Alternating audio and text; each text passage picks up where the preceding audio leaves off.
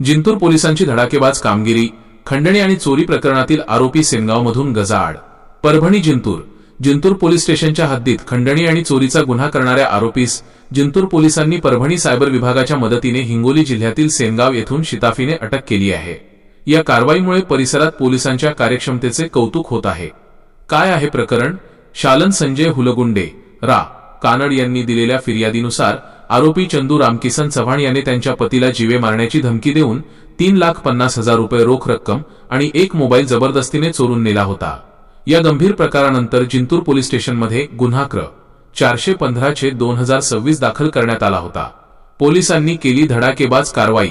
गुन्हा दाखल होताच जिंतूर पोलिसांनी तपासाची चक्रे वेगाने फिरवली। परभणी सायबर विभागाच्या तांत्रिक मदतीने आरोपीचा पाठलाग करत पोलिसांनी त्याला हिंगोली जिल्ह्यातील सेनगाव येथून ताब्यात घेतले। जप्त केलेला मुद्देमाल व पुढील कारवाई। पोलिसांनी आरोपीकडून चोरीचा मोठा हिस्सा हस्तगत केला आहे।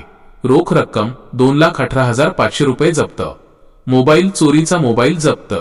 अटक केलेल्या आरोपीला न्यायालयात हजर केले असता त्याला 24 जुलै 2026 पर्यंत पोलीस कोठडी सुनावण्यात आली आहे। ही यशस्वी कारवाई जिंतूर पोलीस स्टेशनचे पोलीस निरीक्षक नामदेव रेड्डी आणि त्यांच्या पथकाने वरिष्ठांच्या मार्गदर्शनाखाली पूर्ण केली। K1 न्यूज महाराष्ट्र वाहिनीचा परभणी प्रतिनिधी रामप्रसाद कंठाळे। अशाच ताज्या आणि खात्रीशीर घडामोडींसाठी आमच्या चॅनलला नक्की लाईक आणि शेअर करा। मी पोलीस निरीक्षक नामदेव रेड्डी, पोलीस ठाणे जिंतूर। माननीय पोलीस अधीक्षक श्री पंकज कुमार साहेब यांच्या मार्गदर्शनाखाली तसेच उपविभागीय पोलीस अधिकारी श्री अनिल विभोदे सर यांच्या मार्गदर्शनाखाली पोलीस स्टेशन जिंतूर येथील जबरी चोरीच्या गुन्ह्यातील गेला माल 3.5 लाखापैकी 2,18,000 रुपये नगदी व एक मोबाईल असा आरोपीनामे चंदू चव्हाण याच्या ताब्यातून जप्त करण्यात आले आहे। तसेच आरोपीला ताब्यात घेण्यात आलेले आहे। सदर कामगिरीमध्ये पोलीस स्टेशन जिंतूर येथील API Shri Chavan, API Lokade madam, ASI Gungane, Sachin Jadhav आणि पोले यांनी उत्कृष्ट कामगिरी बजावलेली आहे। गुन्हा 20/7/2026 रोजी दाखल झालेला आहे।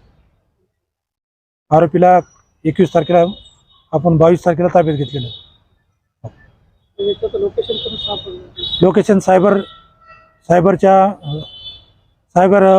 पोलीस स्टेशनच्या मदतीने आम्ही लोकेशन काढून त्याच ताब्यात घेतलेलं आहे सेनगाव तालुक्यातून।